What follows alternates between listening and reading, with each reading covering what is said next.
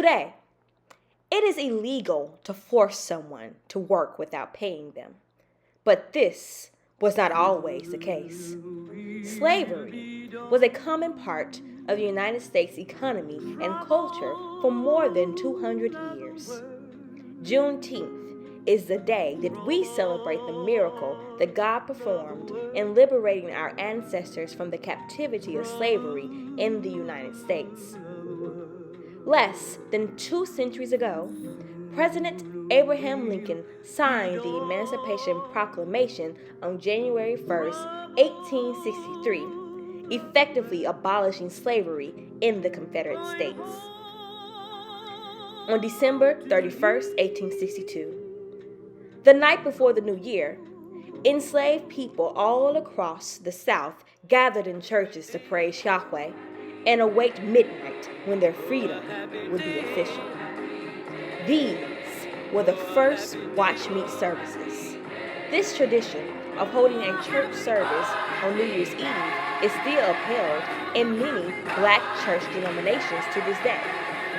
It is a commemoration of the joy our ancestors felt all those years ago.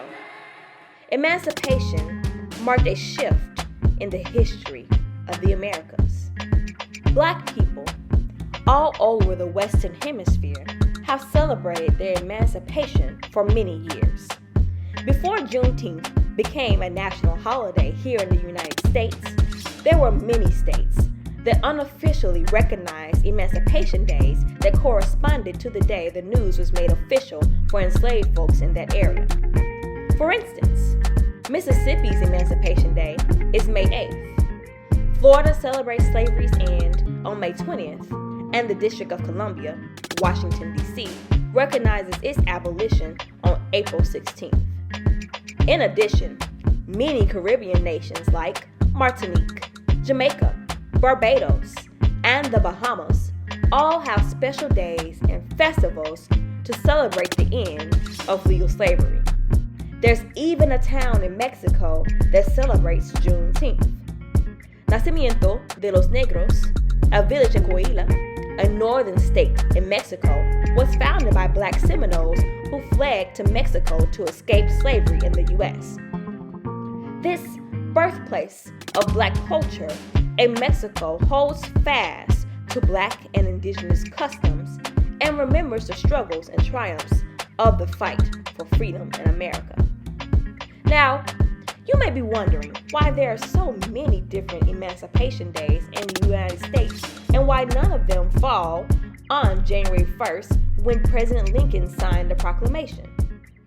At the time of his signing, the United States was divided by a civil war that began in 1861 and didn't end until 1865, 2 full years after the Emancipation Proclamation was signed into effect. Although the proclamation ended legal slavery in the Confederate States, each state did not officially recognize its mandate until it surrendered. That's why Juneteenth is so important. It marks the day that the last Confederate state finally surrendered and the proclamation's mandate was fully carried out in all 11 states that had formerly made up the Southern Confederacy. 260 years ago, on June 19th of 1865, General Gordon Granger issued General Order No. 3 in Galveston, Texas, and a new era of liberation washed across the nation. For a long time, Juneteenth and other emancipation days were only celebrated within black communities. The NAACP hosted an Emancipation Day exposition in 1913 that featured a poem written by James Weldon Johnson, who had written the national black anthem, Lift Every Voice and Sing, 13 years prior. In 1913, Johnson declared, "This land is ours by right of birth. This land is ours by right of toil. We helped to turn this virgin earth. Our sweat is in its fruitful soil." Although emancipation and Juneteenth have been celebrated for years by organizations like the NAACP and the Poor People's Campaign, it was not until recent years that Juneteenth was recognized as a federal holiday. This is in great part due to the efforts of Miss Opal Lee, affectionately known as the grandmother of Juneteenth.